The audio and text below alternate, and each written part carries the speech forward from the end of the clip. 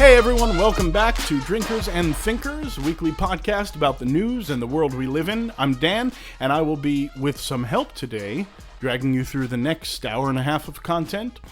Today's a deviation from the standard episode format in that I have a bit of a guest co-host on today. Mike Banach is going to be joining us for most of the time, and we're going to talk through a range of things from the election coming up, U.S. politics, some domestic stuff, and we're going to do a segment on China. This is the first time the podcast is delving into foreign policy, and I think that's just because we've been so mired in... we've got trouble on the home front lately, in case any of you haven't noticed. So this is the first time we really took an opportunity to pivot to the rest of the world and talk about foreign policy, talk about where China's at, and what the future may look like there. As always, you can email us at thedrinkersandthinkers@gmail.com. You can find our half-completed website, drinkersthinkers.com. You can find us on Facebook and Twitter, and not only you can find us there, but you can also share us from there, which I'd always appreciate. I'm actually going to misspeak a little bit later on in the podcast, but the reality is we have 23 out of 50 states represented in our listenership, which I think is pretty cool. Later on in the conversation with Mike, I think I say 26, which is inaccurate. It's 23, but it's still almost half. And certainly if you're adding it up on the electoral map, well, it's a win. So that's exciting. And next week is episode 7. We'll be doing a conversation, a bit of a roundtable with 3 different guests talking about the immigration experience, coming to America, what that process is like, what it's like being here. These are people from 3 different countries who came here at 3 different stages of life. So this should be a pretty interesting conversation. I'm looking forward to it a great deal. As always, thank you guys for listening, and I hope you enjoy the episode.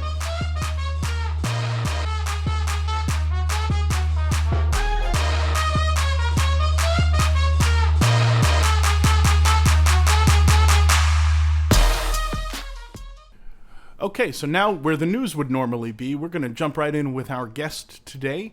He's going to be with us for almost the entirety of the episode, so this is sort of like a guest co-host sort of situation, and it brings to the show a dear friend of mine, one of my oldest and greatest friends, Michael Banach, and he's going to talk about a whole range of things with us here today. This is how we normally spend our time in real life, sitting at a bar, yelling at each other about politics. Hey, Michael, how are you? I'm well, Daniel. Yourself? I'm very well. Thanks for joining me today. My pleasure. My pleasure. My family's having a socially distanced play date right now, so for the first time in approximately 89 days, I have my apartment entirely to myself. Oh my God! How old's your daughter? She's 6, going on 16. Yep, as they all are. Well, it's nice to get them out of the house and socializing again, I'd imagine. Yeah. So although staring at a laptop screen is a pale facsimile of what we usually do, which is yell at each other in public houses. Yes. Yeah. We've been admonished in quite a few public houses for that yelling. Oh, and that's. Look. The good news is it's the people who admonish us, the barkeeps who have been making money off of us. That's just because other people got angry because they don't have anybody to yell at, I suppose. Yeah, we won't name names though. No, we shan't. Where to call it? No, Donovan's. Yep. Love that place though. Love that place. No, I'm standing strong on that. I'm standing strong. Advocate of cancel culture, aren't we? Yeah. They are canceled. They are in fact canceled. There are better places to drink in Woodside. Yes, but there are not better places to eat in Woodside. Which is why you generally avoid Woodside when you need to eat. I've never had that problem. Oh, Lord have mercy. All right. So we have if the Lord were to have mercy, then surely he should give Donovans another chance. Oh. If the Lord were having mercy, people wouldn't be subjected to this podcast. But here we are. 26 states are listening, Mike. Oh, we went up from 23 earlier? Yeah, there are a few stragglers. Some with multiple listeners. It's actually kind of disturbing that people. Well, I guess people do have this much time on their hands at this point. Look, they're God love them. They're fine people, and glad to have that opportunity to share my views with them. Are they in fact very fine people, as the president would say? I think if they could stomach you for multiple listens for any time, they're akin to God. If we could survive 4 years or 8 years of Trump, we can survive my podcast. We still got some time to go on this. Uh, Well, frankly, you may not survive my podcast. So we've got a little bit of a plan here today. I want to get into U.S. election politics.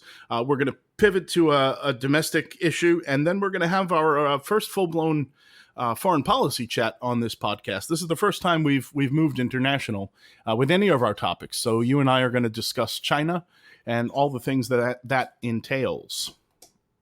this sounds like this might be a multiple episode stream, but let's get into No, it. I cram hours of content. It's really criminal how much content I cram into these things. I'm sure it is. So first things first, you've been riding with Biden since like the early aughts, right? Oh God, yes. The last of a line.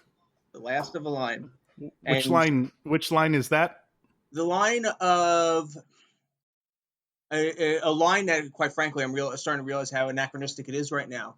The Truman Humphrey Democrat line, and that you could be socially liberal by the terms of the time, yet have a firm and vigorous foreign policy. One is fully committed to social liberalism, yet also too believes that mothballing the United States military and disengaging from the world is fraught with peril.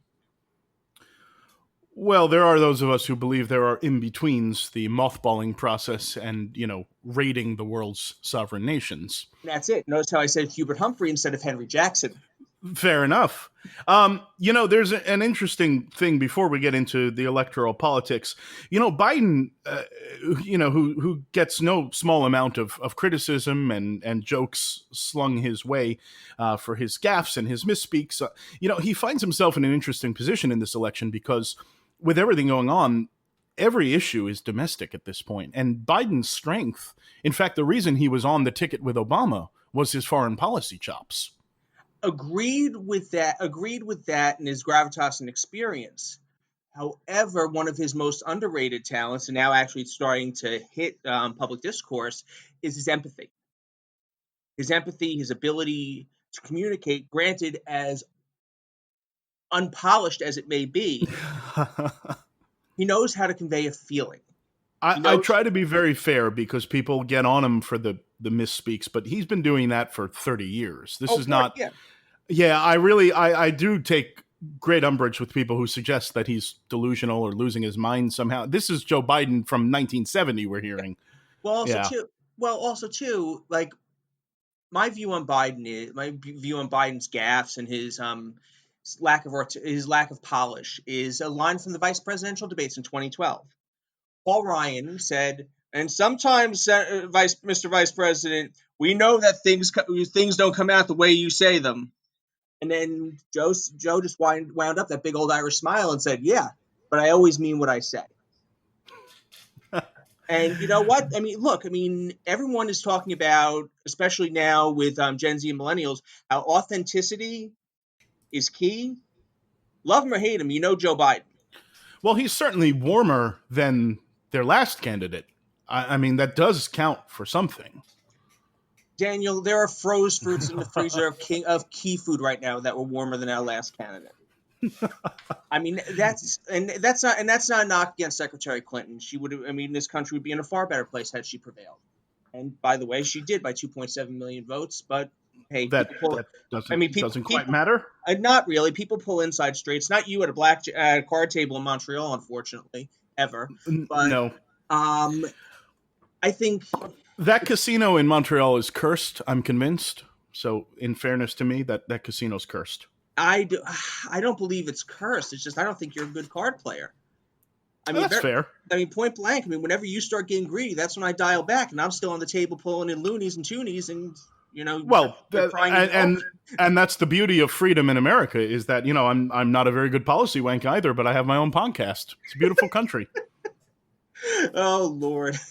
So many things are wrong, but we'll say. And I'm actually questioning right now whether I said policy wonk or policy wank, and I'm not sure which I said. So I think you said wank. This is going so well. I know. Great. I know you're a fair policy wonk, a bit more of a wank, but going back to Vice President Biden. for all intents and purposes, and I'm a donor of his, a backer of his for a long time, big fan. That was a terrible primary campaign. Oh my God. Oh, it was awful, awful. Well, the start was certainly worse than the finish. The start was Um, the start was worse than the finish. I mean, here's the thing: the finish should have been after Nevada.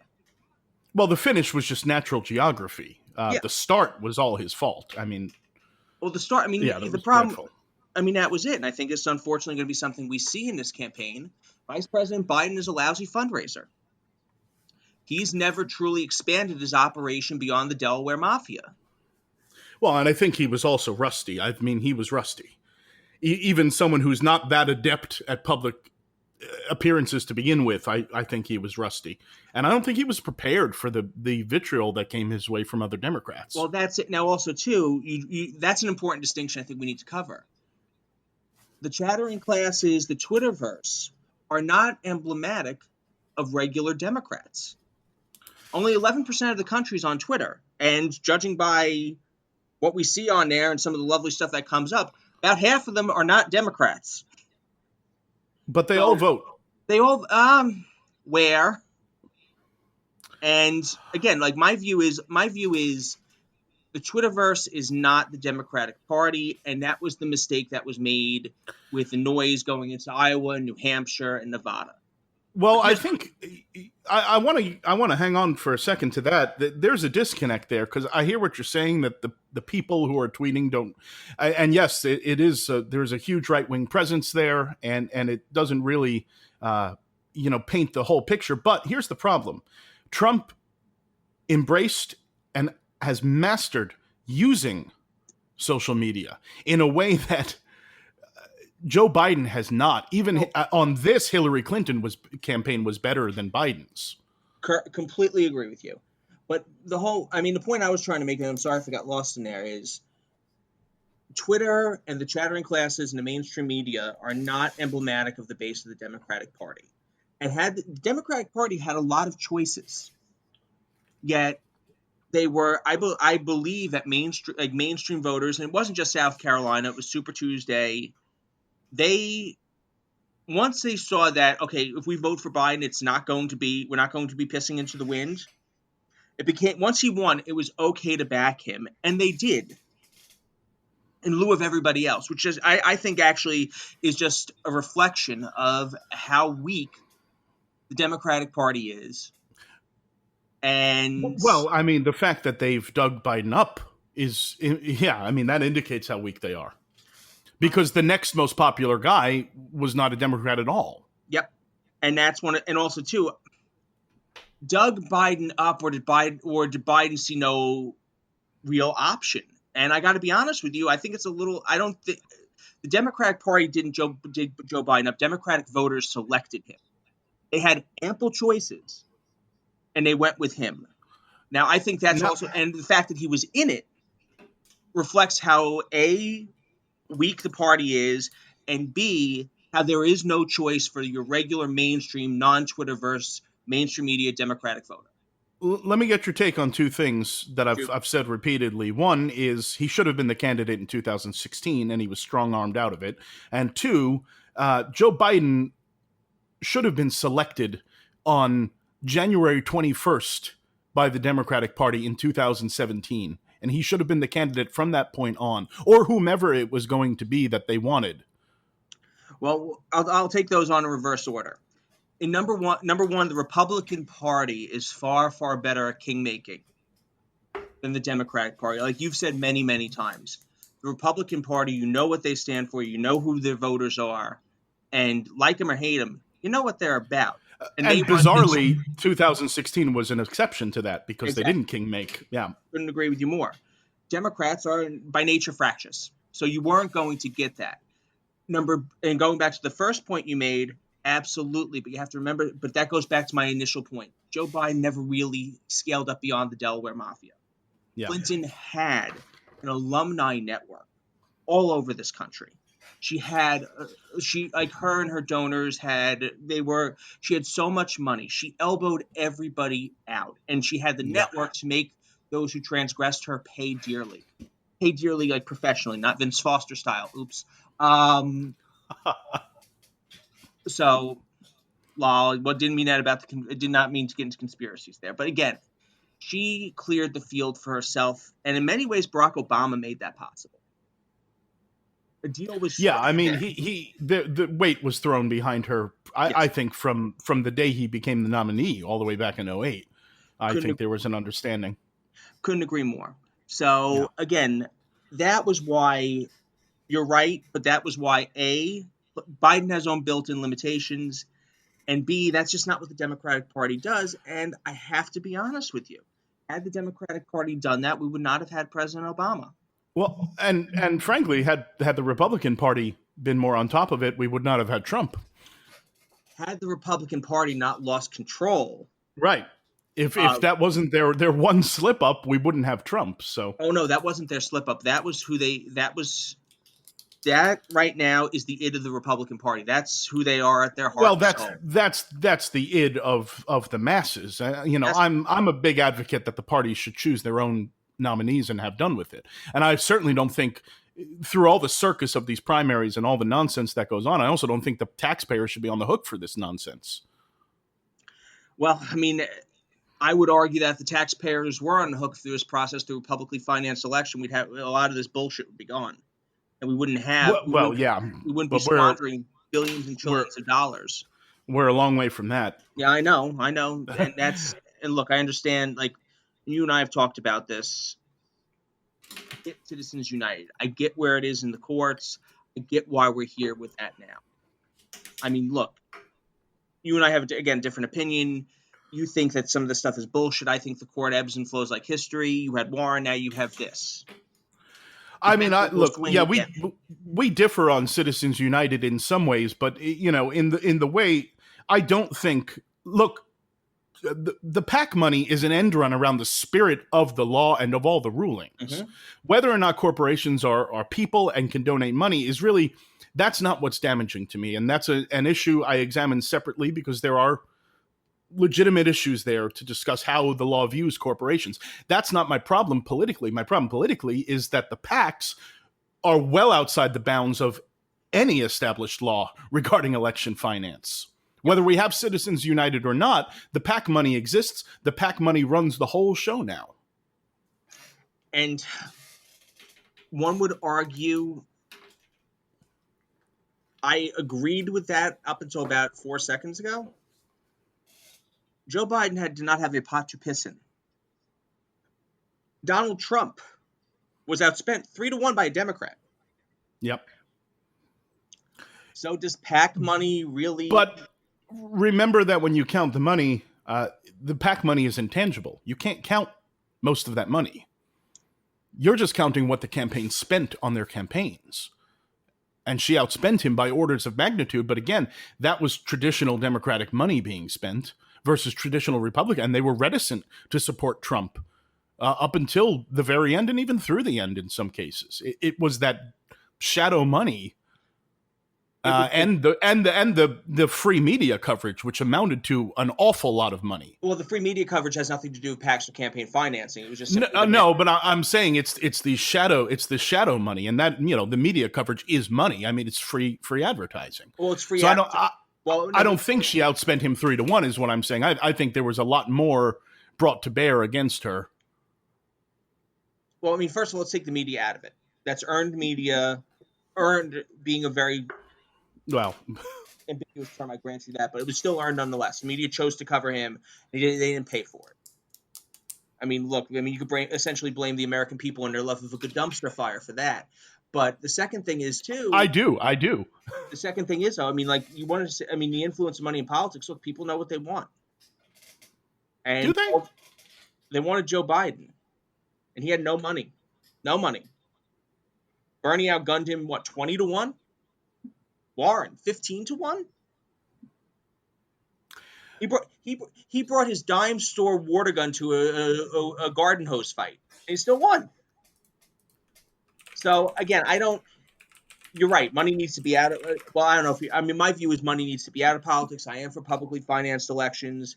If you put taxpayers on the hook, you would have something like a Canadian style election that only runs for 50 days, as opposed to Well, 50 that weeks, would be optimal. Yeah. as opposed to the 90-week cycle we have. I want to ask you real quick about that because it came up when I was talking to Anthony on the show, who's a libertarian. If that happens, who gets in? I mean, you surely we already have the two parties gatekeeping everyone else, but if we have publicly funded elections, that I would imagine that would have to expand. And also too, and again, a great question too. Publicly financed. I mean, you'd get rid of the primary system, and can you do a publicly financed election with the type of system we have? I mean, I in mean, parliamentary democracy. you're looking at Democrats and Republicans setting some arbitrary threshold for everyone else to Yep. get the public funding is not. I mean, that's what New York State is notoriously corrupt for this. Yep. And also too, They have a bar, someone crosses it, and then they set the bar higher. yeah. And then you're looking at, and also too, the ones that have those are parliamentary democracies in which they have a legislative leader. Yeah, I see what you're saying with that. I mean, you know, we always throw around the term independent agency, independent oversight. It would have to be someone independent that would set the thresholds and whatnot. You know, Anthony actually brought up a good point, was that the League of Women Voters used to run Yep. the debates. Absolutely. And that was why Ross Perot ended up on the stage. Yep. You know. And and again, it was a great public service. I gotta be honest, you know who I'd pick for? Ralph Nader. There you go. Oh, I think people are still a little salty about Ralph Nader. Well, that's also it too. Like, that's one of the things that bothers me about the idea of party kingmakers. Ralph Nader didn't blow that election. Al Gore blew that election. Absolutely. And the numbers bear that out. Yeah. And also, look, too, I believe Perot sunk Bush. But that's the last time we saw that. You would be surprised by that. Not a lot of the peer review data says takes it evenly. Steve Kornacki on MSNBC, who runs the best election night map ever. I mean, it's like watching John King. I just feel like I just want to pat him on the head and send him a teddy bear. He gets his ass kicked so badly. But Kornacki runs the best map. In his recent book, The Red and the Blue, he argued that it was pretty much a draw. He did politics in the 90s. And he had some really, really good documentary evidence to back that up. So I mean, I agree. That used to be the raw numbers don't. The raw numbers don't look like throwaway. I mean, you know, I recall he won about 1 million votes in Florida. That's huge. I mean, that swings just about any election. But also, too, and here's the fun fact too, he also took some votes out in Texas. Yeah. Yeah. He also basically made the map a lot more fluid. We'll never see his ilk again, I don't think. Do I think will we ever see his ilk again? Yes, I believe we will. I mean, who breaks through though? Is it left? Is it right? Is it center? Is it Mitt Romney? Center. And I think you will see somebody, like, while we're on the theme of the great state of Texas, I think you will see a Mark Cuban-like person break through and say, I mean, look, the parties aren't a billionaire businessman. What was Ross Perot? A billionaire businessman. Yeah. Yep. You will see somebody who's iconoclastic, with no background in politics whatsoever, maybe support of one issue, like kind of like a Tom Steyer type. But you'll see somebody with a public policy profile come out and say, everyone's gone too far. This is all bullshit, and here's why. And it's inevitably gonna drain from somebody. Well, yeah, and the end. I was just going to say the end result is somebody's going to lose and someone else is going to win. Yeah, like for instance, like you look at Perot. He took equal number of Reagan Democrats and AFL-CIO voters who haven't quite made that shift yet, but NAFTA did it. Yeah, and they've never been back to this party. No, they've come back in fits and spurts. For instance, they are the vaunted Bush to Obama voter, which turned into an Obama to Trump voter. They are the ones who, when they are feeling profound economic dislocation, they say, hey, let's try the other guy on for a change. Socially conservative, but do not have any qualms from taking from the public dole when it serves their interests, just as long as it doesn't take from anybody else, as long as somebody else who's undeserving doesn't get it. And also too, I think if some of them will come to Joe Biden. I think that's why, I barring, think he's got that pedigree. I do. I think he's got a pedigree. It's a complete lack of a pedigree which draws voters to Well, him. I think it's his blue collar roots that Yep. do that. He talks like them. He converses like them. He's not. Look, I mean, they would be no better in speaking in public than Joe Biden is. Well, also too, I mean, the whole like them. I find he's able to communicate very basic. That he's able to communicate aspirations and authenticity. It's not a mark of anti-intellectualism. It's just people know him. They try. They. Well, I mean, he also understands that swath of Americans better than he understands any other demographic. yeah. At least as far as the Democratic constituency is concerned. You're right. Also, too, only people of our political persuasion would call those type of Americans. In the rest of this country, you know what they're called? Americans. Yeah, they are. Well, yeah, yeah. Let's look at the map real quick because I mean, this comes down to just like 5 states basically. Nah, bigger map this year. So I'm saying Florida, North Carolina, Pennsylvania, Michigan, which I actually think is blue, Yep. for sure. Wisconsin and Arizona. That's 6.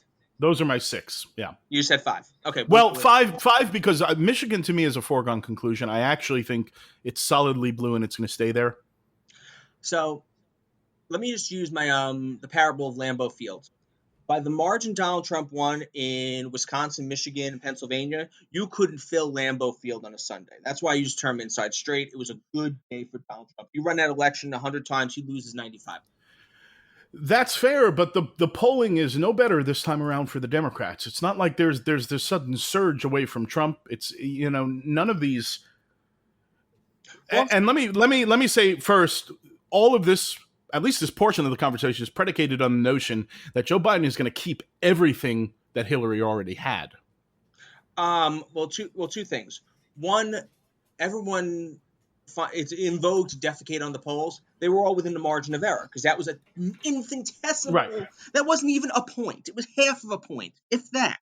So the polls were fine. It's just they went away that nobody saw coming. The polls weren't fine because half of your job is numbers, in my estimation. Half of your job is interpreting the numbers, and that's they failed, and reporting on the numbers where they also failed. Balderdash. They got him. They said plus minus margin error of 3. He won by an infinitesimal small amount. But they were putting her odds of winning at 72%. Yes. And that's when you average everything together, and then you pull the inside straight, which is what, a 1 in 150 chance in a hand of poker? You get it. It was everything compounded. So the poll, I mean, But some of those polls were not close. I mean, I don't remember Michigan being close. That was a shock. I think he was at 39% in Michigan. Depending on the poll, if you looked at the average. Well, of course, yeah. Yeah. But that was it. It also, too, was a bias error, too. You're like, oh, she's up by 3, 2, 1. Okay, well, she's up in all of them. That makes people think, well, she's going to get this. And then when she doesn't get this and everything lines up, suddenly it's cataclysmic, which makes me also think, and the pollsters realize this too, which actually makes me think there's a Trump bias in the polls because the pollsters got it wrong, and they'll be damned if that ever happens. Well, they're gun shy. Yeah, they're gun shy. I mean, look, I would not. You agree on Michigan. Michigan's blue. Agree. And just one more thing, and I'll move on to the other states.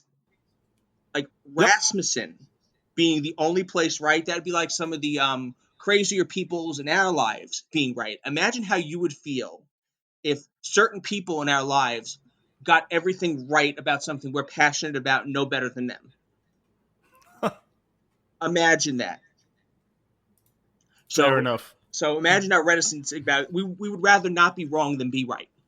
So Michigan, I concur with you. Again, I think that was an issue of turnout in Wayne County. Same thing in Wisconsin, Milwaukee, Madison, and Dane counties. You run that election again. I think this is Wisconsin, mind you, the state which the demographics are least favorable. I still think. Yeah, well, I think Wisconsin, they're in a little bit of discomfort in Wisconsin. I think. Well, define who is in discomfort. I think Wisconsin is I'm not sure about any of these other states. Michigan, I'm sure about. Wisconsin, if you asked me 3 months ago, I said, yeah, that's Biden country. Given turmoil in Minnesota, given the nature of the turmoil in this country, I think Wisconsin's in play. I think we could be shocked on election night there. Wisconsin, three things.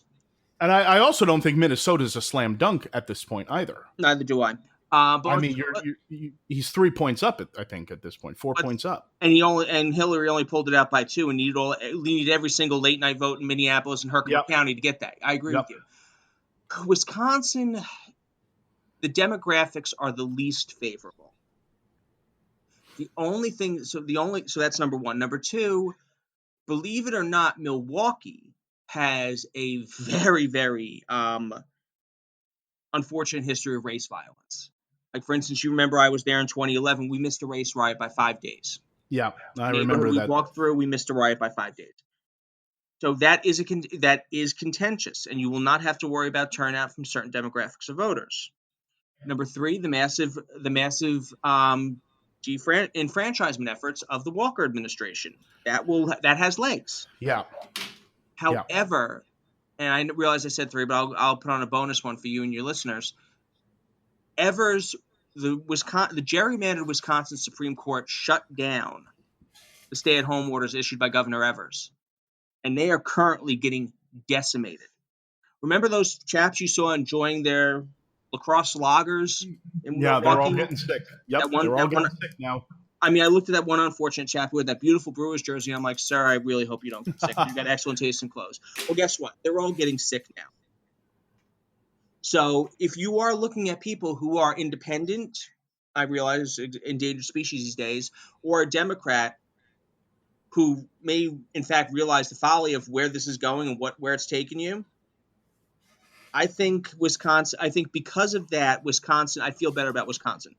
It's also the smallest of these states in question that I've brought up. Pennsylvania, that's a tough one.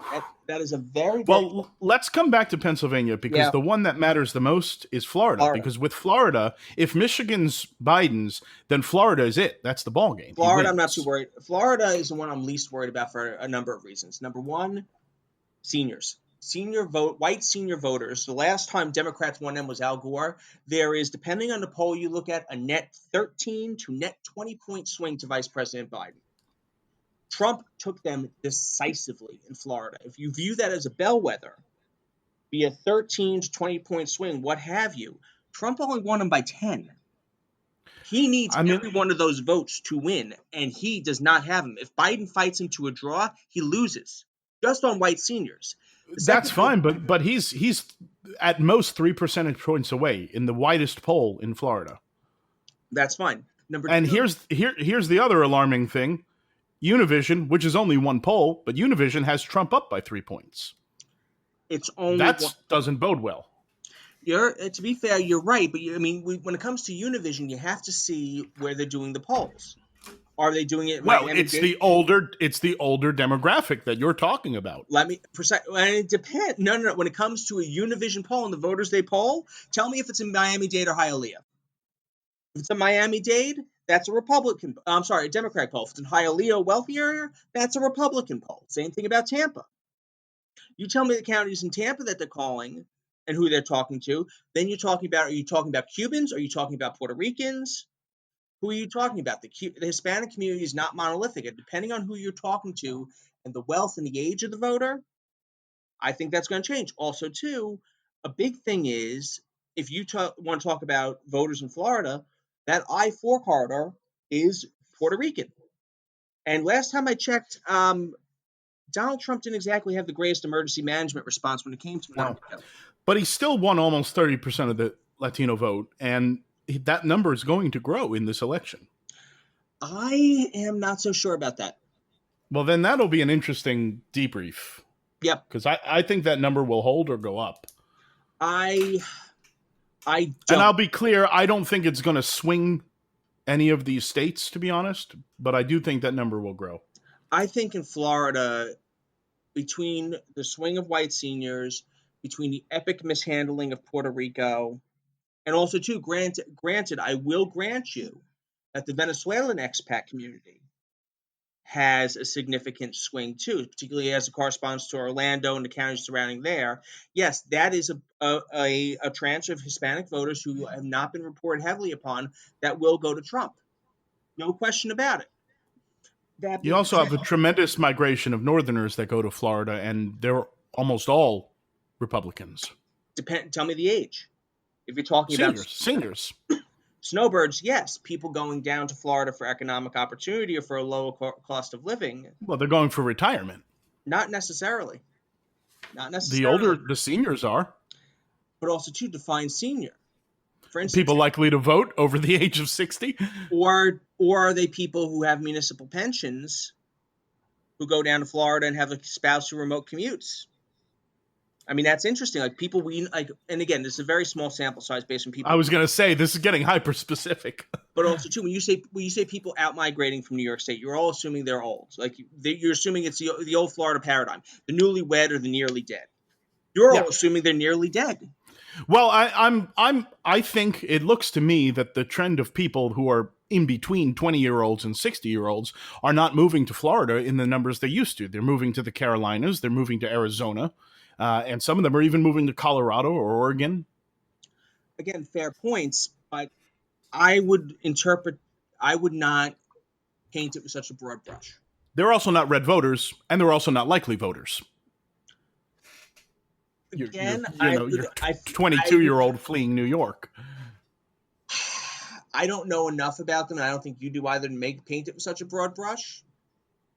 But I'm not certain that they are automatic Republican voters, particularly when you take a look at DeSantis. That guy is doing a very, very active job of shitting the bed. Now, granted, yes. I mean, let's face it, Andrew Gillum, in retrospect, was not a better choice. I did a whole segment on him in a podcast. You sent me some of the highlights. I'm surprised there's another podcast after that. But I mean, look, Mike, I have more of a chance of continuing my podcast career than he does of continuing his electoral career. Look, I mean, there's going to be a Mount Rushmore of crackheads one day. It's going to be him, Marion Barry, and the Ford brothers, all of whom, I might add, were elected after it became known that they tugged on the pipe. So I just want to point that out. Fair enough. Crack may be whack, but it is not fatal. And to be fair, it's meth. It's Florida, Mike. It's Florida. Oh, I'm sorry. I thought it was crack. It's meth. Oh, I stand corrected. That's their state flower. Completely. Wow, you went there. I mean, it's your podcast. Far be it for me to just argue with you on that one anyway. So, I mean, if you're right though, and Florida's gone, then that's the ball game. Joe Biden doesn't have to do anything else but hang on to what he has. And frankly, outside of losing Minnesota, there's really not much that could derail him. He could lose Nevada, which is a question mark on my list. I think the Mountain West, if you take a look at Arizona, I just think that's part of the trend. I think Nevada and Colorado are safe. I mean, I think Nevada's safe. If we were going to be surprised, on my list of surprises, it would be Nevada, Minnesota, and Virginia.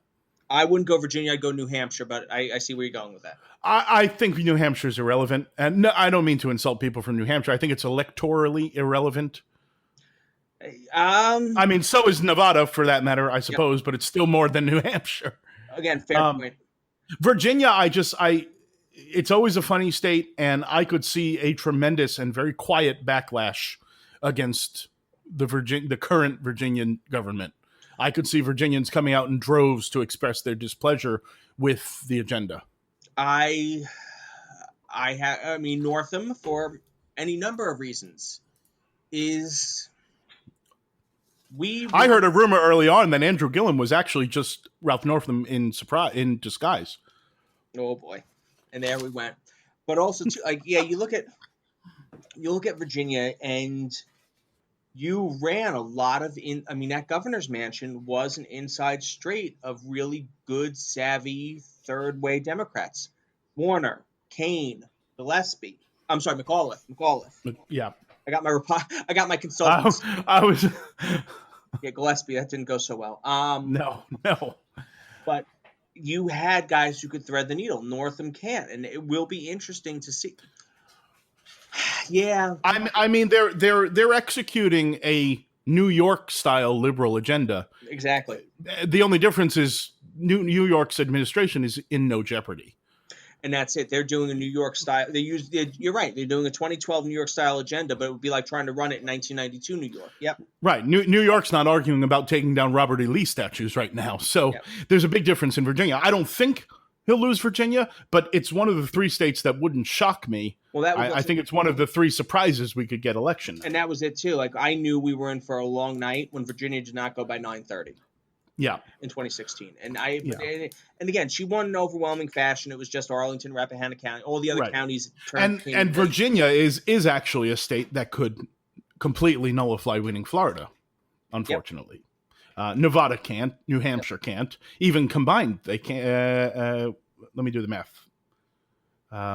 No, combined they could, actually. So, I mean, I would argue that this race is tailor-made for Joe Biden. Tailor-made, no doubt about it. But academically on paper, I'd agree with you. Yep. I'm very scared of the silent majority that notoriously did not answer polls the last time. And are feeling this last gasp of air right now, that everyone's coming for them right now. If there were ever a last hurrah of the old guard in the South and the Clive and Bundys in the West, this is going to be it. Well, I mean, I also believe that was, I mean, you remember my terminology for Trump's election, a white man's last gasp.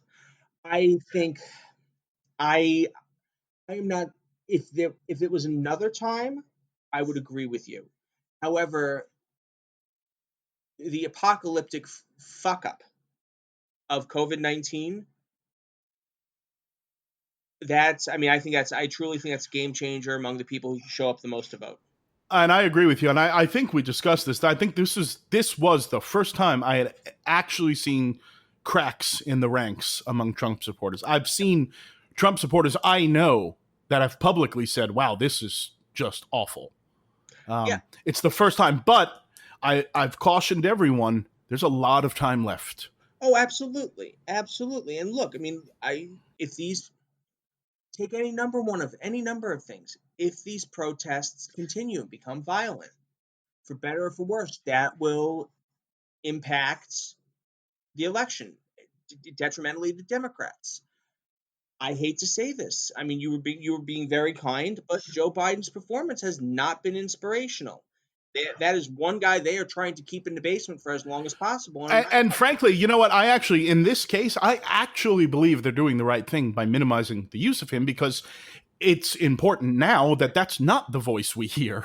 Yep. We don't need an old white man telling us, how we're going to move forward from this. So I think they're doing the right thing. But yeah, I mean, there's an absence of any leadership now.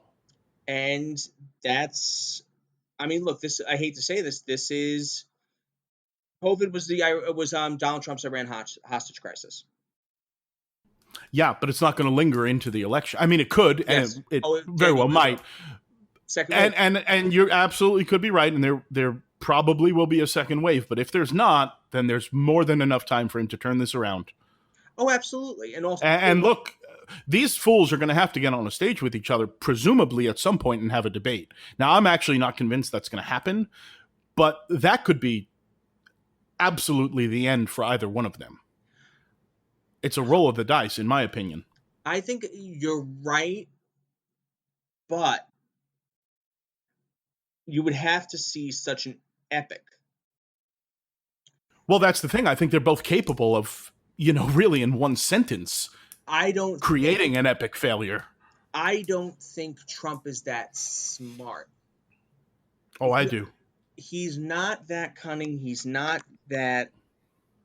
You don't think he would put Tara Reade's mother in the front row of that debate if he could? He absolutely would. You don't think Hunter Biden's going to come up? You don't think the daughter's going to come up? Absolutely. They will. And all he has to do is set Joe off. And Joe challenges into a fight on air. That might be the end. I gotta be honest, Joe. That wouldn't be the worst thing. I mean, it might increase his stock, but yeah, and also too, I mean, you're right, but also too, Biden said Biden can simply deal with your kid. Biden will simply say, I'm not going to bring your basket case of the family and your 3 marriages into it. Yeah, but Trump can weather all that. It No, doesn't but matter what yeah, Trump says. it doesn't. But it doesn't matter. Trump can, but also too, he'll be like, everybody knows who you are. Everybody knows who I am, and I'm comfortable letting that stand. I hear you, but that was Hillary Clinton's strategy as well. And she was a lot more calm and put together than Biden is. Exactly, and she's Hillary Clinton, and Joe Biden's Joe Biden. All right. All right. But anywho, I mean, let's talk about the group of people who are really enjoying all of Well, this. Our friends in the People's Republic of China. yeah, but Or do you make one? before we do that, just a prediction. Do you think they'll debate at all? Yeah.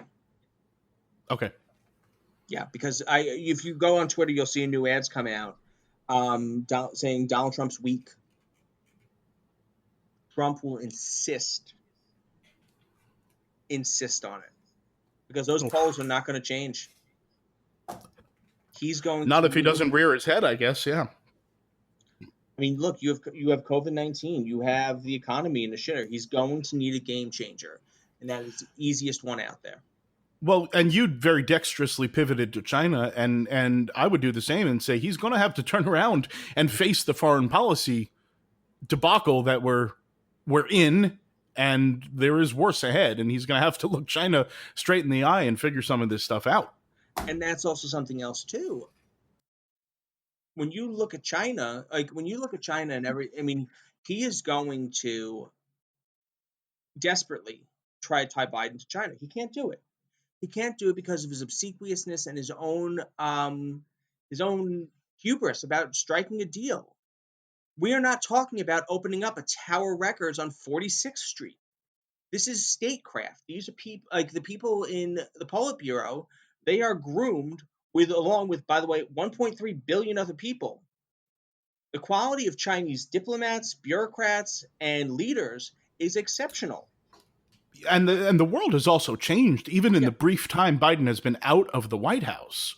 Mm-hmm. China does not look like it did in 2013. No, it does not. It does not, and that's going to.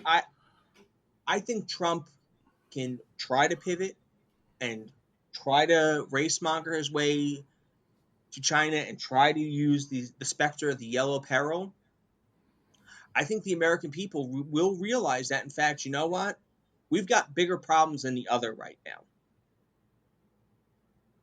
Well, yes, but I mean, there are legitimate issues that need to be solved over there. Oh, absolutely. Well, I don't know that we can solve them. Legitimate issue. I don't believe there are legitimate issues that need to be solved over there. Everything is going quite fine for them. Yeah. I mean,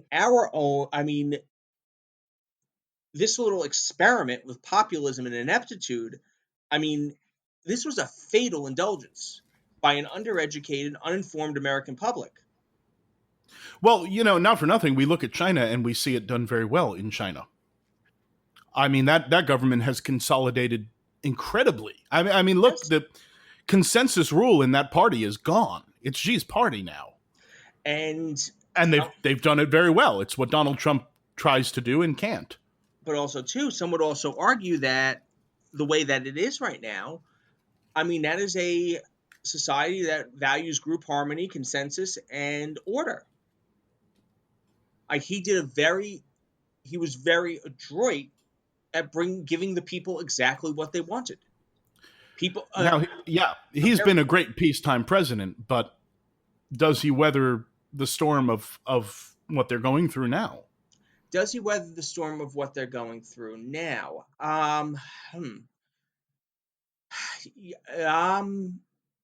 In the short term, yes, because I do believe Howard French, the book about Chinese foreign policy, used the term "eating bitter." The Chinese have, because it's so recent in their history, they can sacrifice far longer than Americans can. Absolutely. Well, the other problem is where do we turn if we really want to pull back from China? Where can we possibly turn to make up for that economic loss? Great questions. Number one, when it comes to manufacturing, well, also there are two issues. One, the looming internet Cold War, and number two,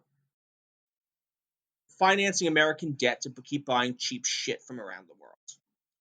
Again, reverse order. I'm confident we can offshore our manufacturing while we have to retrench medical supplies, PPE. If it's one thing we've learned, we have to do that. Some things need to be trenched on America, and we need to pay a premium for it. So that's number one. Where do you want to do that though? Eau Claire, Wisconsin, Dayton, Ohio, and Kutztown, Pennsylvania. All right. Well, hang on. Oh, geez. Pinellas County in Florida, Tucson, Arizona, DeKalb County in Georgia. I'm going to imagine we would pay more County for in San Antonio.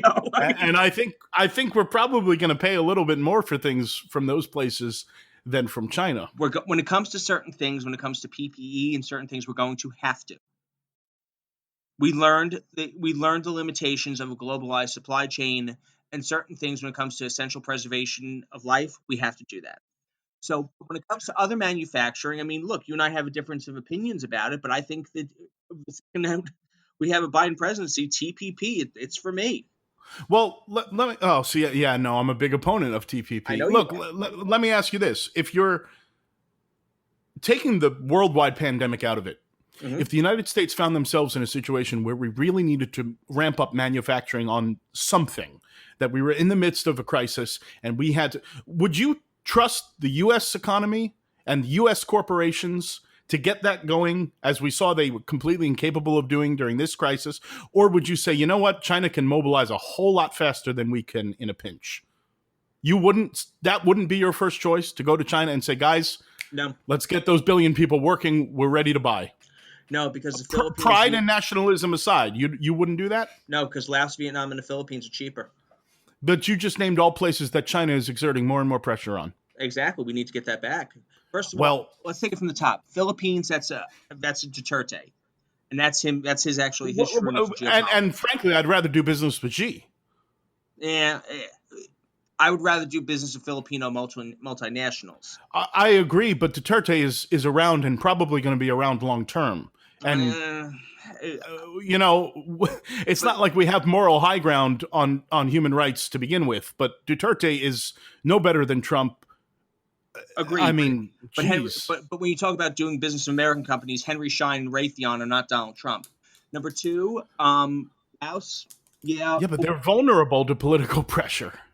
Precisely. If we had all that money in those companies, you're gonna love what I have to say about Hong Kong. If you want to go with this, if you're going, you're gonna love what I have about Hong Kong. Go ahead. Sorry, that will strengthen his hand. You put foreign direct investment into there. I'm not looking to strengthen it. You're looking to strengthen his hand. I'm looking to offshore our manufacturing to lower cost areas so we can continue to have a high standard of living and not be so dependent on somebody who buys all our bonds.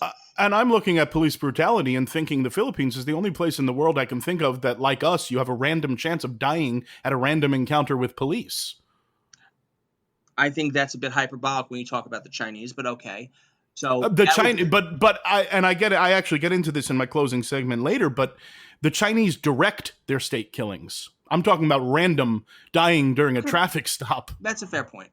But again, if you want to maintain this, you have to go to other countries who are lower along the economic food chain in Southeast Asia.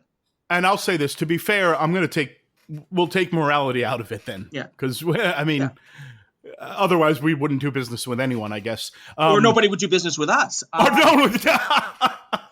they would. It would just be at a premium. Which it already is. I mean, the only way you bring manufacturing home in the United States of America is very simple. You have to completely get rid of our advantage of using the dollar as using the underpinning our way of life by the dollar, by borrowing. Look, I don't think manufacturing is coming back to the United States. Nope. I mean, that's one of the big arguments we've been having over the past 20 years. It's never happened. Yeah, it's not coming back. Yeah. Well, I mean, guess what? Had you agreed with me 20 years ago, we would have kept a lot of bars were going to have business a lot sooner. And so we were doing our part for the economy. Yeah. Well, nice. But also too, so we discussed manufacturing. The problem is we're about to go on the Cold War of the internet as it pertains to 5G. That's going to be another major flashpoint of conflict. It's going to be one where we are going to start at a 50% cost disadvantage, and we're going to have to catch up very, very quickly without having the benefit of Chinese engineers. Because I think truly, I mean, one of my personal views is that if they continue with widespread intellectual theft, intellectual property theft, and continue to send PRC military officers to come to our research universities and spy, I want to get rid of the educational visas from China. 300,000 Well, stay there. Look, I think we need to reevaluate the educational visas from a lot of countries, because we see this with China, we see this with Saudi Arabia, we see this with Israel. Yep. And we know it's happening. That's what's so frustrating, is we know that there are, and it's a small percentage, but we know that there are people using these visas for non-legitimate purposes, basically for state spycraft. And we know who they are, we know where they are, and nothing's done about it. It's bizarre, frankly. Yes, absolutely. And also, too, and it's not reciprocated either. So those 300,000 students that come from the People's Republic of China, if you want to come study in the United States and you're in Taiwan, see at USC. If you're in India, great. We welcome those students, but we pick them from geopolitical rivals. For instance, Boris Johnson giving 3 million visas to Hong Kongers, brilliant move. Brilliant move. But you're escalating now. I mean, you're escalating. I'm not disagreeing. I'm saying we know what we're getting into. And look, Hong Kong is not what it used to be. It's far less relevant. And I know we think of it in a certain way, and we wax poetic about, the year 2000, but it's not what it used to be. It doesn't mean that much to China anymore. They're Shenyang, Wuhan, they're all, Hong Kong will be just another city. The only thing that sets Hong Kong apart. It already is. Yeah. The only thing that sets Hong Kong apart is the rule of law, which is a different concept than the rule by law, and the fact that they have the English-educated workforce. Well, and our interest in it was economic, and that's largely gone. Look, in the late 90s, when they were on their own, doing their own thing, it was I think it was 20% of China's economic output. They're 2% now of China's economic output. It's not relevant. And the same thing happens when you look at the GDP in China. Yep. It's not economically relevant anymore. Couldn't agree with you more. And which is why no one is speaking up in the United States Senate or Congress about this. Well, here's the problem. If you want to do that, number one, the timing is brilliant, because we can't do anything about it. Oh, yeah. And number two, well, go ahead. You're talking about America. You're talking, if you do something about that, with us having no teeth and no capacity to have any retribution or any meaningful impact on that, the only people are going to suffer are the American multinational corporations who bankroll these people. Well, and it's bizarre and disappointing that we were more willing to raise our voice about Russia annexing part of Ukraine than we are about this, and we don't even do business with Russia and Ukraine. Not on the order of magnitude that we do with Hong Kong and China. Look, the only thing I would do is, unfortunately, there were also two aside from the Swire Group / Cathay Pacific, Jardine Matheson, there are very few Western businesses who are relevant in that whole bridge area between East versus West. Yeah, well, it's not worth the fight. It's not worth the fight. Now, if I were an American investment bank, the first thing I would do is I would pull out of Hong Kong and head to Taipei. See, well, that's the thing, though. What's next for China? Because they got away with this one. This was easy, and we were distracted. Taiwan would probably be a shit show at this point, but they recently snuck the word peaceful out of their platform on reunification with Taiwan. Oh, yeah. They've always insisted that it be peaceful, which was a euphemism anyway. But, is it Taiwan next? Is it flexing their muscle? They're ramming Vietnamese fishing boats. They're harassing Malaysian oil rigs. In the 9-dash zone, that's pretty much par for the course. But yeah, I mean, I don't. Taiwan would probably be next, and I truly don't know what that looks like. And because we made this interregnum of folly that's known as Donald Trump, we really can't send two carrier groups to the strait again. So you mentioned the 9 dash, but of course it's 10 dashes if you include Taiwan. Yes. That being said, look, I mean, I don't particularly want Donald Trump sending carriers to the strait at this point. Do we sacrifice Taiwan entirely, or do we risk this American president flexing naval muscle over there? my view on that is I think you're going to have to, if you wanted to invade Taiwan, it's a hard nut to crack. It's going to happen. Yes, we saw to that with some of our missile technology. Even then, no. When I was when I was over there, like we were like literally there were there were runs, F-16 runs. They're well armed. And also their cyber technology is hardened. Chinese would have to do I mean, I don't even know what an amphibious landing would look like. I mean, but is it bizarre to you that the ultimate end game is, if China wants it, China's going to take it?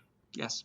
Because we're not going to intervene. I mean, we're going to sanction and we're going to scream and yell, and we may even have Russia on our side in the Security Council, but it's not going to matter one bit because that fifth vote is China's.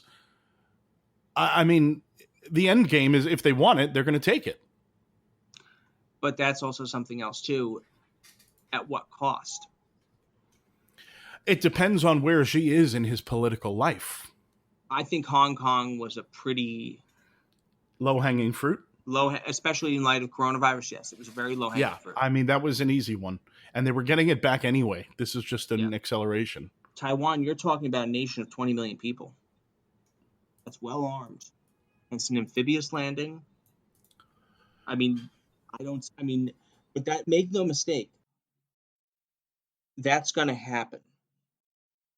That's going to happen. It would be like an American president letting the Soviets have Cuba. They're not going to tolerate that for forever. And it depends if he thinks he has the strength or if he has no choice. That's where I think it's going to happen. That's the thing. I think it's going to happen when he's backed into some political corner over something completely unrelated. Yes.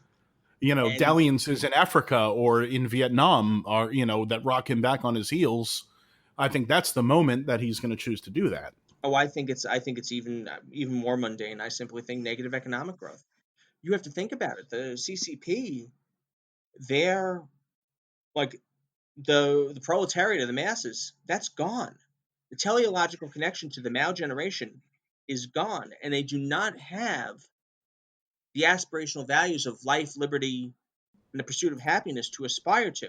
This Chinese Communist Party's legitimacy is predicated upon continuous economic growth. It's the money. Rona. Yep. And they will not. I mean, they essentially until they democratize and unleash the full intellectual power of their people. A guy named a philosopher at the University of Hong Kong, no self-interest there, Ji Weixi, wrote a very, very good book on this, Democracy in China. It was great. It makes a lot of sense. He argued that the teleological legitimacy of the Chinese Communist Party shifted from liberating the people to generating continuous economic growth. And once they can no longer generate continuous economic growth, they're fucked. Well, that's why they go so hard. So that's why they go so hard. And look, they're beholden to a class of people that they never intended to exist. It's a middle class. Exactly. So they never intended. The system wasn't built for that. And these people have big mouths and they express themselves suddenly. Well, that's it. Well, again, when a society has its values of being order and harmonious consensus, you have a lot more leeway. Well, and in a vacuum, politically speaking, they get things done a whole lot faster than we do. Yes, but they get things done a whole lot faster and cheaper. And cheaper. Well, also too, We think it's cheaper, but also too, you look at the quality, and you look at the opacity of their finances, and who knows? I mean, I Um, look at their infrastructure. I don't see a dearth of quality there. People die pretty quickly on those trains. I wouldn't be too look at what's going on in Africa. That's the quality of their infrastructure. You just don't hear about it. That's the quality of their infrastructure when they build it in Africa. Yes, but also too, you're assuming that they're actually reporting these things, which you don't get in a closed society. You don't, but we lie as well. We Um, we I guess here's my point. I'd rather take their trains than ours. I agreed, but also too, it's the old paradigm. Like, look, you can develop very quickly if you don't have to worry about landline telephones. Yeah.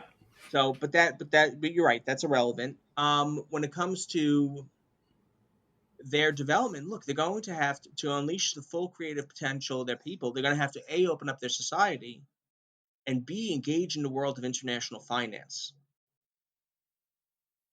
And also too, when you look at building a vibrant, robust middle class society, the personal Chinese savings rate is north of 50%. You know why? Because they don't have health care, they don't have pensions.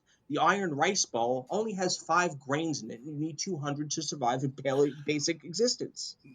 Yeah. So once, But they can keep this going for a long time though. So let's assume that they're not going to democratize anytime soon. well, you can, well, that's it. Can they keep it? They can keep it going for a long time. Yes. Can they keep the advance of economic progress going Well, with that's the that's what I deficit mean. cap? I think they can look, barring things like the coronavirus, barring some prolonged military engagement with Taiwan or India, barring all out trade war with the United States, yeah, I think they can keep their economic growth going. I think I, they've got clients all over the world, people who are more than willing to jump ship from us, and they'll do it faster and cheaper and can probably do it better if they put their minds to it. I think there is definitely a quality of leadership. I mean, look, we are behind. There is no doubt about that. They have better leaders than us. They are farther ahead when it comes to infrastructure. Also, do you think there's something to the idea that it would, not that the Chinese government is well meaning in any way, but is it less intimidating to do business with China than to do business with us at this point? Where we roll into countries and it looks an awful lot like occupation. Um, it depends on what you're looking for. I mean, I look at African economies that have basically been hijacked by the American investors. Yes, they have, and guess what? The Chinese are doing the same thing. Only the Chinese are insisting that we collect the money. We at least restructure the debt. They're somehow smoother at doing it than us, Oh though. no, there are no strings attached, Yeah, but it's also very binary. No, there's no. If you want to get money quick and get things quick, by all means, do it through the Chinese. If you want it done right and done by the rule of right. But law, I hear you, but isn't there something to the fact that you could do it with the Chinese and you'd be doing it with a lot less political and international entanglement than if you do it with the United States? China's not going to care where you buy your oil from if they're not selling it to you. agreed, but you're still using American dollars to finance it. And number two, Well, everyone's using American dollars to yeah, finance everything. which by the way is our Achilles heel. Well, Um, yeah, that's and going to catch up to us. yeah, and number two, you're starting to see the fallacies of dealing with the Chinese, namely now, like the United States, we negotiate on debt. Like we will give you, you take a haircut. There's at least some play. The Chinese Yeah. pay us now. Well, and I hear what you're saying, but the demise of the Chinese economy, if they slow down, that's our economy too. Unless we're able to pivot somewhere else. And I know, TPP aside, and we're going to disagree on that, but Yep. if you're not able to actually replace China somehow or pivot somewhere else or several other places, their death is our death. From a price perspective, from imported goods, yes. I mean, they can suffer longer. We can survive longer. An apt way to put it. I think also too, you have to eventually they're going to run into the fact, like us with our money issues, we have them. We have our money issues, but they're out there. It's open.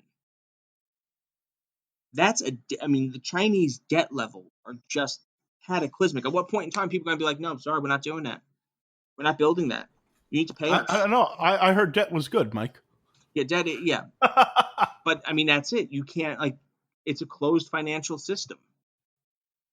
I like if China wants to truly achieve global dominance, which I don't believe they do, the I next don't step in think so Chinese either. development is to get to that next level. And aside from being like being like a super South Korea, Japan, Taiwan, Hong Kong, or Singapore, because that's all they are right now. Yeah. You have to innovate, which requires access to a Western education. You have to open up your society, because that's it. If you like, it was what I was going to the internet. What's next after 5G? You have 5G and AI. AI is naturally suited to the Chinese because you need data. Chinese 1.3 billion people, you have a ton of data, and you don't need to be a great engineer. But what's next after that? I don't know that we know what's next. But I would, We know they're looking to space. yep. But here's the thing: what would you rather have? Nobody want like Chinese culture and Chinese society has appealed to precisely nobody but the 1.3 billion people in China. You still So have 6 billion other people. you've actually brought up the education, the Western education now a few times in a few different forms.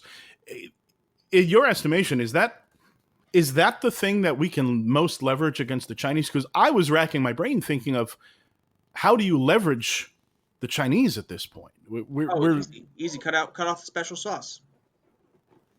That's where they get exposed to all the ideas and all the open thought and open society that we have, and they have their leagues of students who monitor and report back home. so it's those educational visas. You think that's the number one pressure point we have at this point? Do I think it's the number one point we have? No. But do I think it's a powerful point that we can exact exactly at a low cost and backfill with talent from all over the world that isn't exactly who may not be spying on us? Yes. That is the lowest hanging, lowest consequence fruit I can think of. Just thinking back for a second, just to wrap up Hong Kong, I think Hong Kong's gone. I think the damage is done. I think that's and I think it seems that the U.S. and the U.K. And yeah, bringing the UK bringing those people in was brilliant. But I think that was the point at which you realize the US and UK have completely given up. That no one's going to raise their voice on this, and Hong Kong is gone. Yeah, it's Yeah. and that was it. It was going to happen. I mean, quite frankly, last year went incredibly well, but the Hong Kongers themselves cannot muster up sufficient responses simply because they're smart. They know that hey, we can't live to fight another day if we're coughing in Queen Elizabeth Hospital dying of coronavirus. What's the real wall China's going to run into, non-economically? What's the nation wall they're going to run into? Is it Demographics. India? No, I'm talking about rivals. I'm talking about, The one is child it policy. us? It- One child it- policy. They'll be done in by themselves, much in the same way we're done in by ourselves. yeah, but they're going to release that valve. They already have, and it's not working because they have a Western society with low birth rates and Western cultural values and aspirations. They've They're got fucked. time. That's gonna take a while, though. Not really. I mean, the Sure. nation of Japan has been in decline for years because of Yes, that, but it's taking a while. I Can know. we wait them out? Are we going to be able to wait them out? We're a dying nation too. No, we're not. Not in terms of our birth rate, but in every other appreciable way. Well, I mean, that's one of the things I think that's the dual impact of coronavirus and Black Lives Matter. I think when you have a nation of only 330 million people, you're going to have to get the most out of every single person and treat each life as sacred and validated if you want to say we are the number one nation in the world. It's interesting you phrasing it like that because it's something I argue too. Is that unity is in our national interest. Yes. It's not just the right thing to do; it's the thing that makes all of our lives better. Is when it's running like a well-oiled machine. And quite frankly, this country has never worked well as a well-oiled No, machine, guaranteeing equal opportunity and equal access to a good life for all. And that's one of the things. COVID, we learned that guess what? We've got bigger when we have bigger fish to fry. We have bigger fish to fry. We focus on what's important. And number two, well, Black Lives Matter said, "Oh, by the by," and I say black. I'm using that term so loosely. it's really a shame. I shouldn't be doing it. But when you look at protesters seeking to affirm the dignity of all citizens in the United States, of which the African American historical experience is the most prominent one, I think, yeah, I don't think we're going back from this. This will not be Eric Garner. This will not be the Black Lives Matter protest we saw before. I think this will be viewed as a turning point, every bit as much as Selma, and probably more. Aside from the police reforms that we might see come out of this, though, what does that look like? Are we finally going to see a nation where Americans learn to embrace and exploit all workers, regardless of race and religion? What are we going to get? What's going to look different aside from police reforms? I think we're going to start. Housing, hiring practices, things like that. What are we going to see? Great question. I think we've learned who the truly essential workers are. And I think also, too, the next president, I hope it's Vice President Biden, is going to have to realize that the interests of capital can no longer take precedent over the interests of the United States of America. I think you will see a $15 an hour minimum wage come out of this. I think you will It's be. not enough. I'm going to say that it's not enough, but It's I hope not so. enough, especially here. But if you're in Mississippi, Tennessee, Texas, it's transformative. Yeah, that's fair. So in our mind, no. In other areas, yes. I think also, too, people who have access and means to capital, I think when you talk about where we are, I think urban living has really lost their appeal. For instance, and this is such a shitty example, but I'm going to indulge myself in it anyway. We had a co-op board meeting yesterday. Two of the more older and more affluent members of our board were taking it from their summer homes on North Fork of Long Island. I think point blank, if New York City wants to retain population and keep people, you're going to see affordable housing become a thing. And also, too, when you say I affordable mean, housing, look, I don't think you can afford to put people in homeless families in hotels for $300 a night. no. I No. also Well, think, look, look, the number one problem New York faces, and I think we may differ on this, the number one problem New York faces is the tax. I mean, they take, if you're living in New York State and you're above a certain income level, they're taking almost 50% of your money between federal and when state you government. factor in federal and city taxes, yes, Right. yes. You know, and when I say above a certain income level, you and I both know what I'm talking about. I'm Yes, talking about the guy making, 80 grand a year doing pretty well for himself. yes. You can't live in New York City on that. They won't even let you get an apartment on your own with that. Different. You can 40 times the income. Well, depending on where you choose to live. I mean, that's not Well, fair either. well, You're right. You're right. If you want to live, but take the average one bedroom. I think the average one bedroom is 2650 now. rent. Okay, yeah. Yeah, I mean, if that's It depends. Again, it all depends on where you are. If you're talking about Gramercy Park and Midtown Manhattan, yeah, one bedroom. now here's the point where I've gone off the rails. We don't even tax the people who can't afford housing. I mean, the people who are struggling and can't find housing, the income tax hurts them a whole lot less. So we're doing a whole lot of things wrong because we're somehow hurting the middle class and we're hurting poor people at the same time. And that's all something else too. And let's get to final statements here because my bladder is about to explode.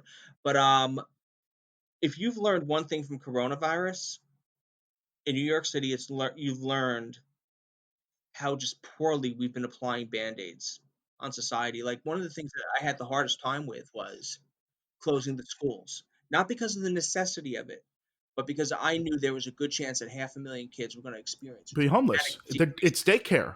Yeah. It's daycare, and you knew that, and that's the bargain. If you're the city, that's the bargain you made a long time ago. Yes. These are not people taking advantage. This is what you told them would be there for them. And that's it. Like public education was a band-aid. I mean, public education is supposed to develop economically productive citizens. Right. It's not supposed to be daycare. It's not supposed to be a source of nutrition for 2 meals of the day. And just to see what a band-aid the New York City Department of Education was, and I have a newfound It's like the longer this goes, the more respect I have for them. Just to see what a band-aid that was for how society has failed. And when you talk about tax, I mean, I'm sorry if I have to watch Patrolman Lynch walk around in a $2,000 suit another time, I'm going to vomit. His wardrobe costs more than my apartment. Yeah. Those are my tax dollars paying for his perfectly coiffed hair. Well, it's Parade the justified police brutality. the inequity of what's spent on the police. Look, that's hopefully something that comes out of this. I mean, I know up where I work, there's information in Mamaroneck circulating that the police, every dollar they spend on police is 17 cents for every other department, And for that's it. every other service. I mean, the village of Mamaroneck spends over $8 million a year on their police force. And guess what? They use the And power. there's no crime. They use the power of the law to deprive the taxpayers of revenue. There's no crime. I mean, you know the area. Yeah. I mean, that's when you say coming full circle, when you say defund the police, that is what I mean. Yeah, of course. I mean, that's what most people mean. I think there are outlier liberals who actually mean defund the police and abolish them, which, no thanks.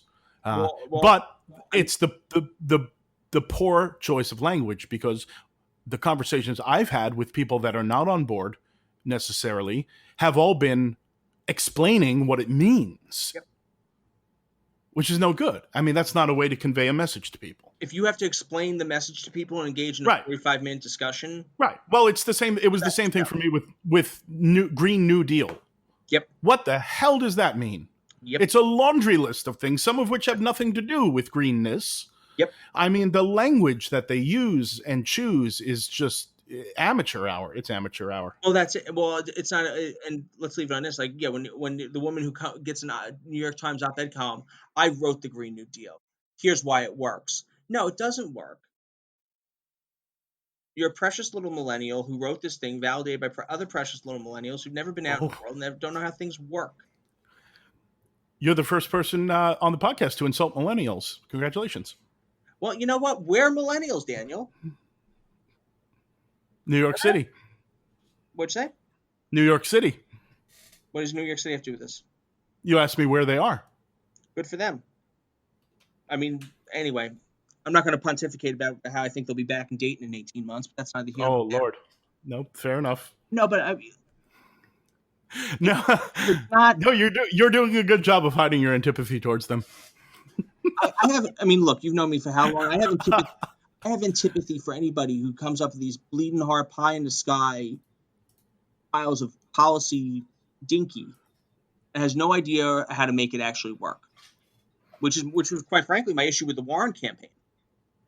Well, I agree with you on that point with the Green New Deal. I agree with you. I don't think it's legislatively meaningless. I don't know what it is. I don't know what's in there. I'm likely to support a whole lot of things in there. Look, green energy is something I'm pretty sold on and passionate about. Getting rid of coal and oil top my lists. I don't know what that is in this legislation, because it's not legislation.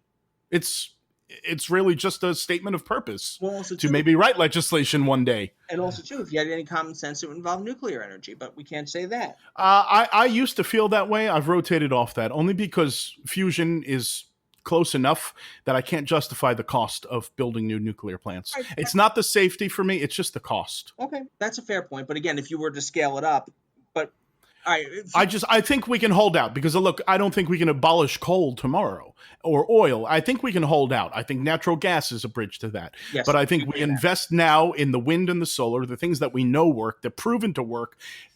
It's undeniable. And by the way, the wind doesn't cause cancer. No. And we can hold out until we get to fusion power, which we're probably 40 or 50 years out from.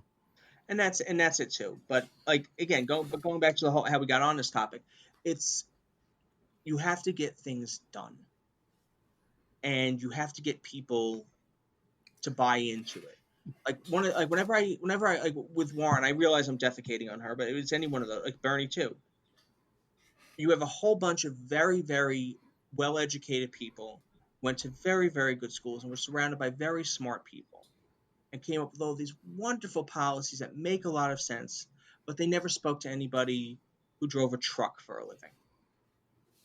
They never spoke to anybody who's had to work since they were 13 years old to keep the lights on.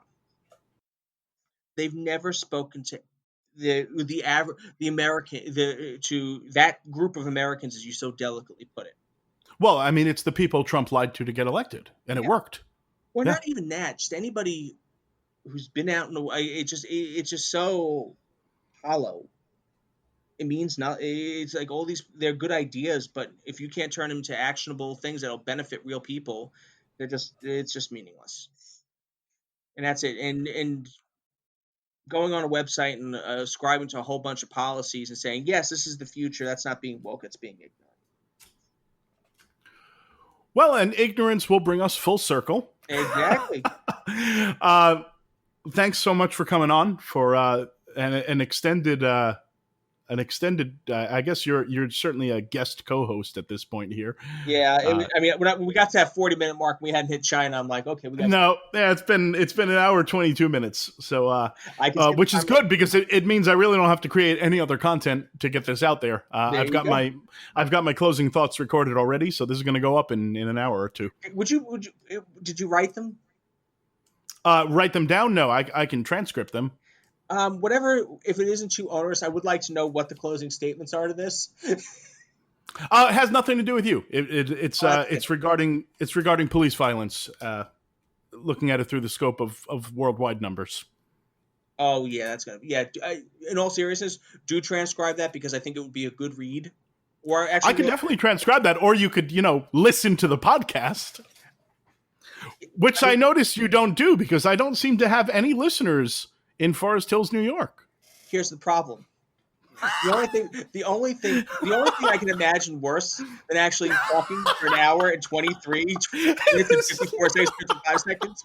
The only thing I can imagine that's more painful is actually listen to myself pontificate.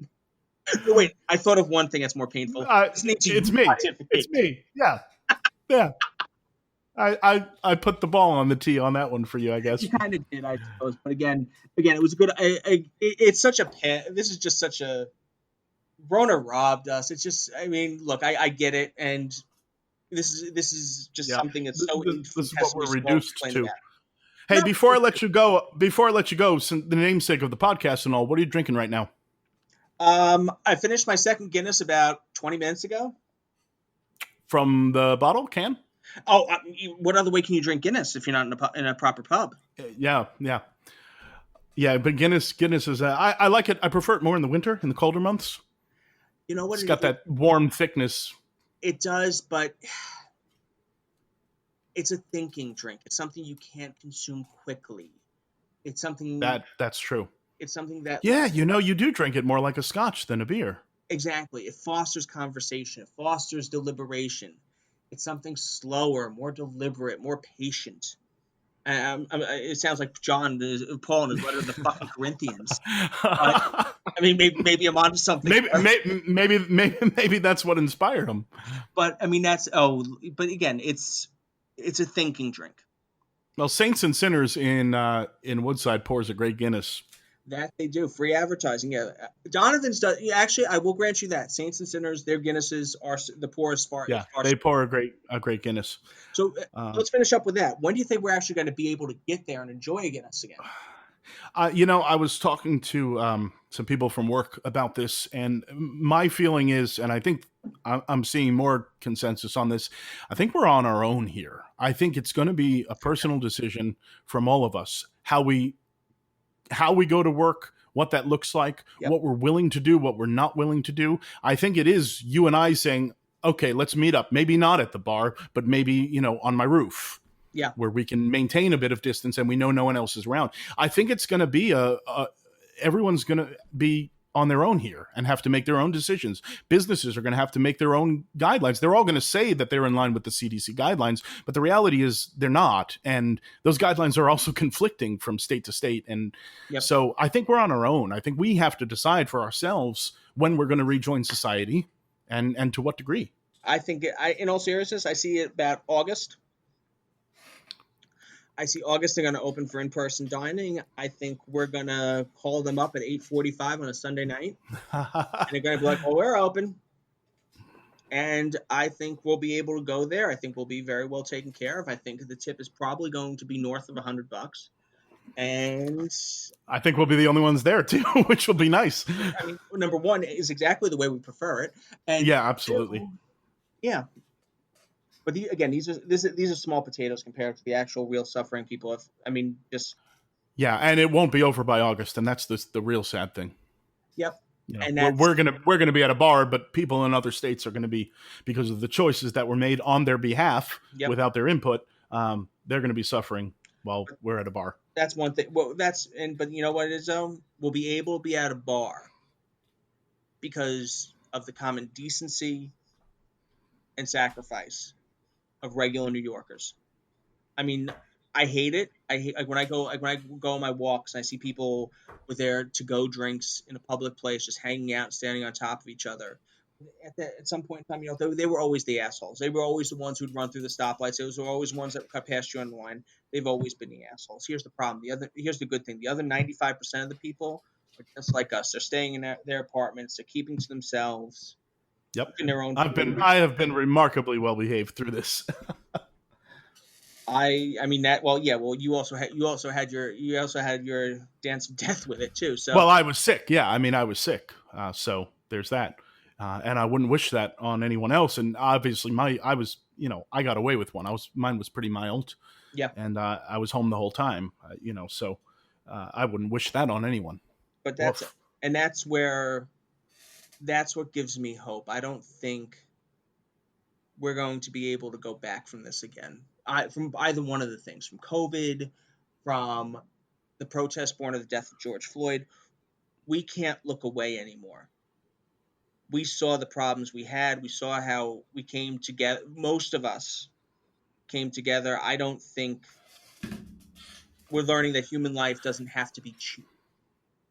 You're very optimistic. I'm not, but haven't I always been? Yeah, I suppose so. I'm not, but I certainly hope for your version of events. It will come. There are more of us than there are of them. We saw what them got us. We saw what the apex of their vision and thought got us.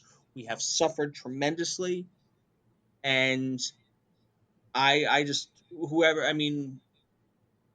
wins, and God, I hope it's Vice President Biden. May God protect him and give him the vision to lead us. Who protect him? What'd you say?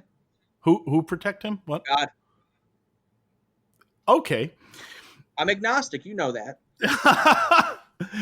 Unlike you, I never went through those displays of socially enforced ritual piety. Well, I beg to differ, but we can leave it there. That's actually exactly an hour 30. There we go. Well, not anymore because you keep on talking.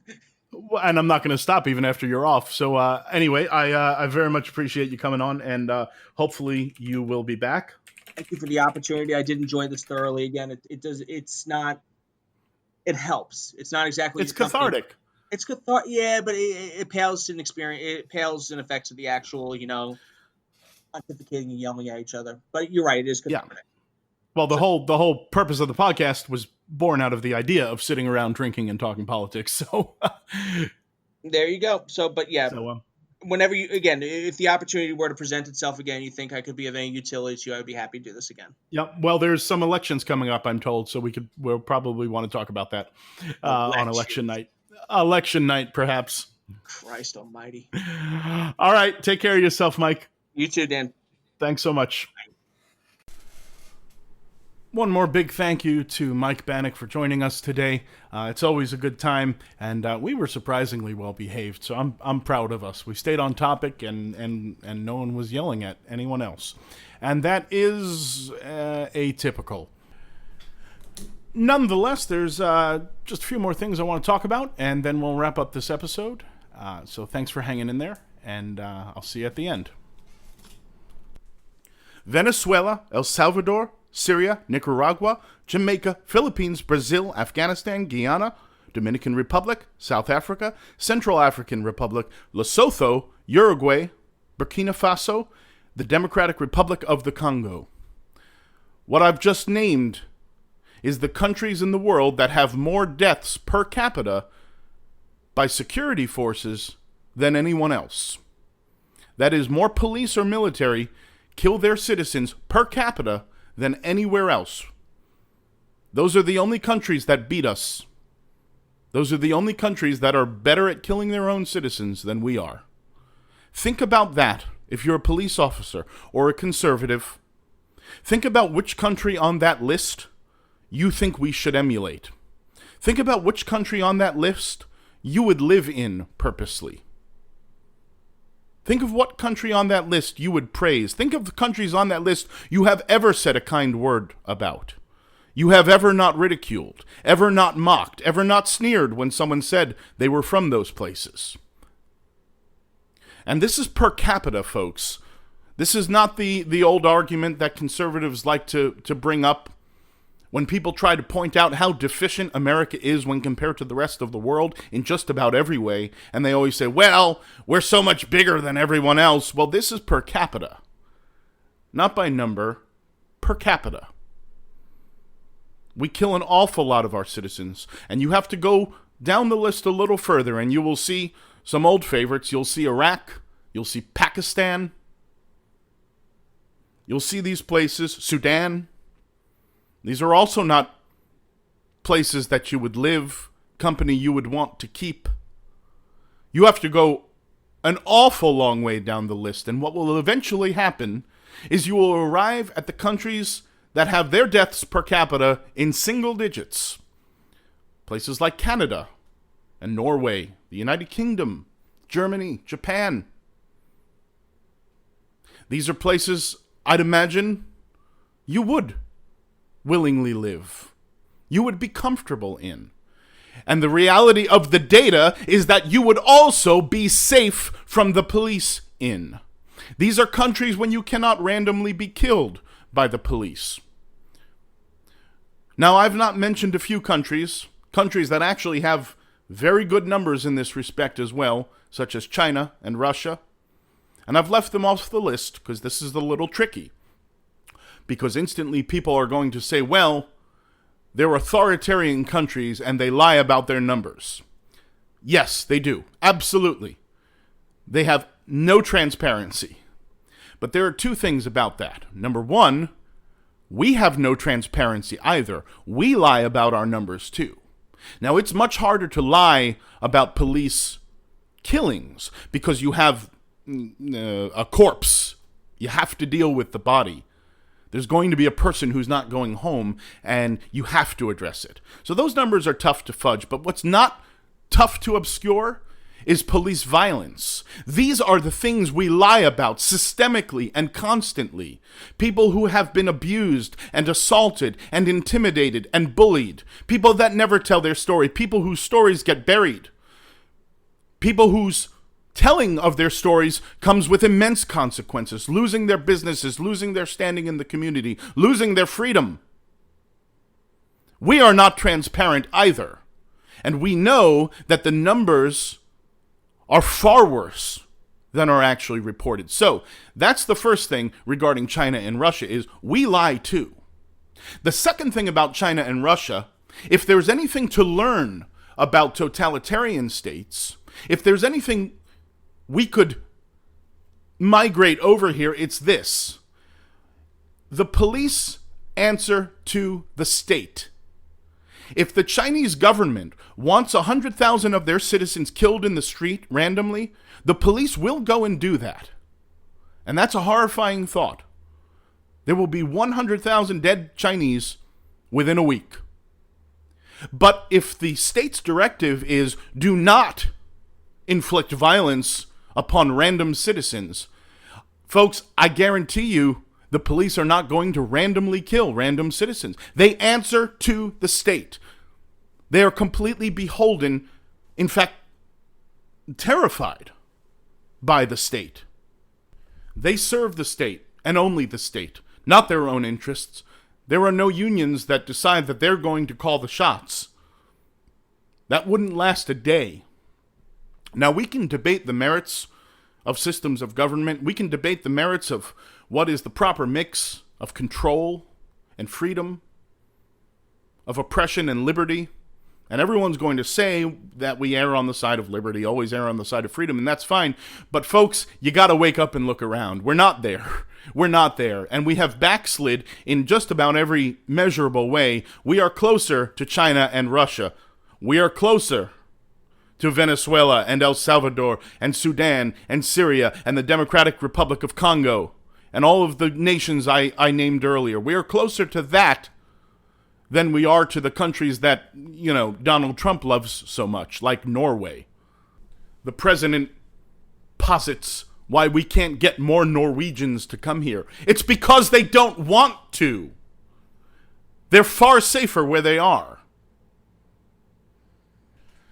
And the thing about these numbers and these lists that is so frustrating and so utterly destructive is that if you switch topics to anything negative, anything at all that you can think of that you would rather not lead the world in, we find ourselves keeping this same company on every list.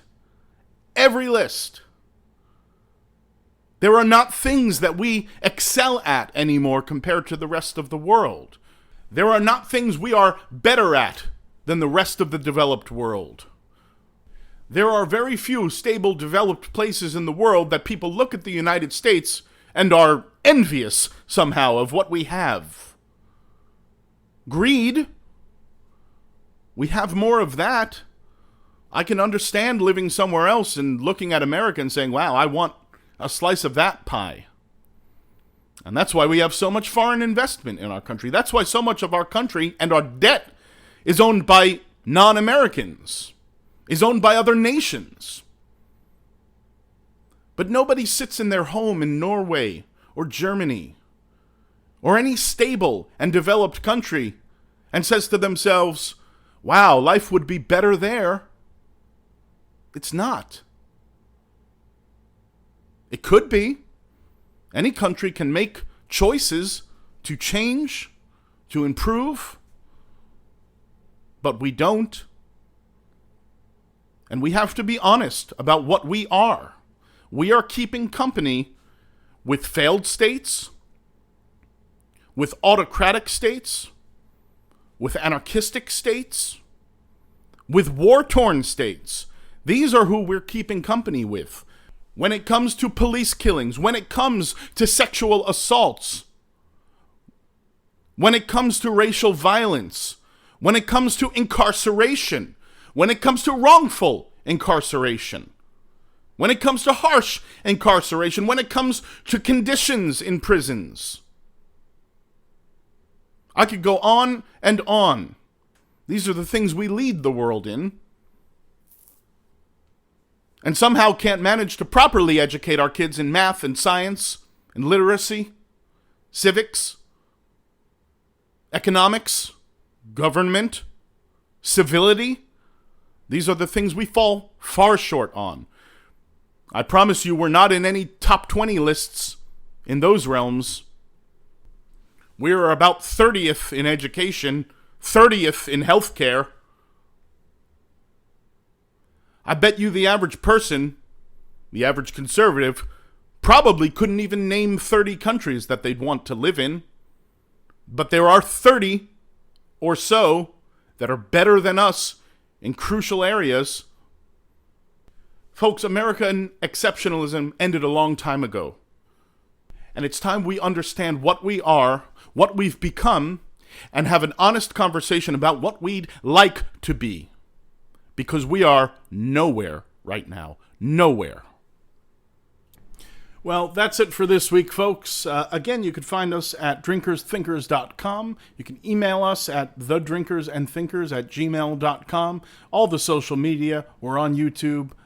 Leave some reviews and engage with me if you feel moved to. I appreciate your time as always. Next week we have a conversation about immigration. This is our first multi-guest sort of panel style interview, so I'm looking forward to that. Thanks again so much for listening, for engaging. Those of you who do, I really continue to be surprised that people choose to listen to this on purpose. That's really cool, and it makes me happy to keep doing this. So as always, remember, think first, drink later, and I'll see you all next week. Thanks so much.